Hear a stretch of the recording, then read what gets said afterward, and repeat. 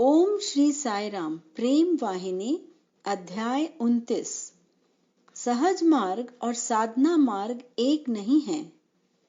एक साधक को एक प्राकृतिक मानव और एक मुमुक्षु के आचरण में जो अंतर होता है उसे जानना चाहिए।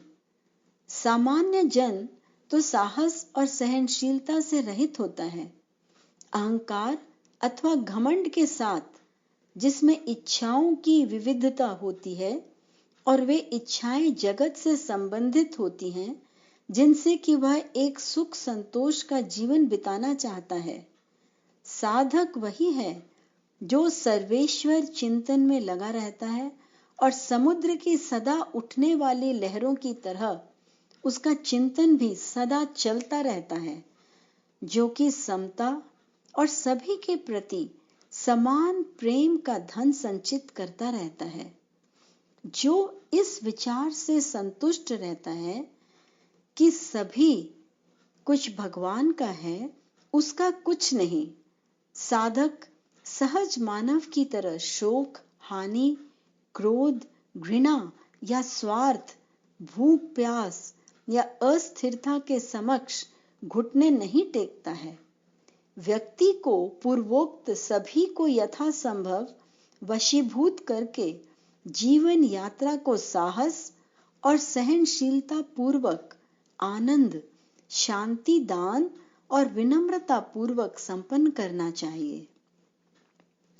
ये समझकर कि शरीर पोषण ही सर्वाधिक महत्वपूर्ण नहीं है, व्यक्ति को भूख प्यास भी धैर्य पूर्वक सहते हुए भगवान नाम चिंतन अबाध गति से चलाते रहना चाहिए।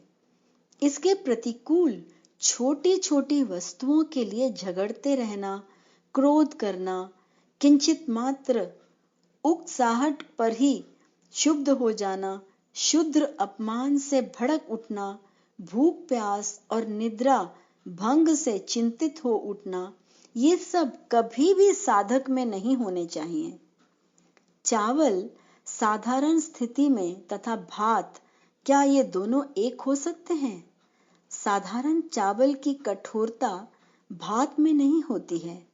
उबाला हुआ दाना कोमल, हानि रहित और मृदु हो जाता है।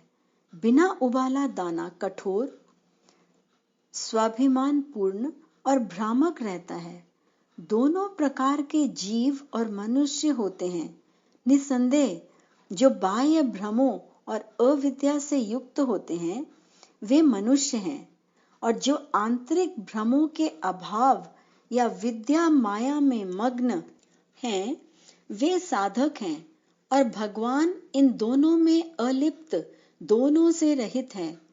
जिसमें बाह्य जगत के भ्रमों का अभाव हो जाए वह साधक है। जब उसमें से आंतरिक ब्रह्म भी निकल जाए तो वह भी देवतुल्य हो जाता है। ऐसे व्यक्ति के हृदय में भगवान स्वयं विराजमान होकर सुशोभित करते हैं। इसलिए ये निष्कर्ष निकाला जा सकता है कि ये सब भगवान से व्याप्त है। यद्यपि ये निसंदेह है कि प्रत्येक हृदय में भगवान का निवास है।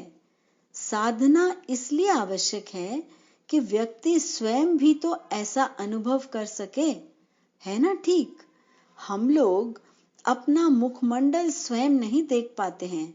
हमें इसका प्रतिबिंब दिखाने के लिए एक दर्पण की आवश्यकता होती है।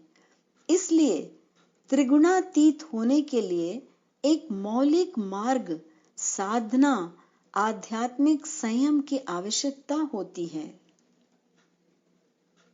जय साई राम।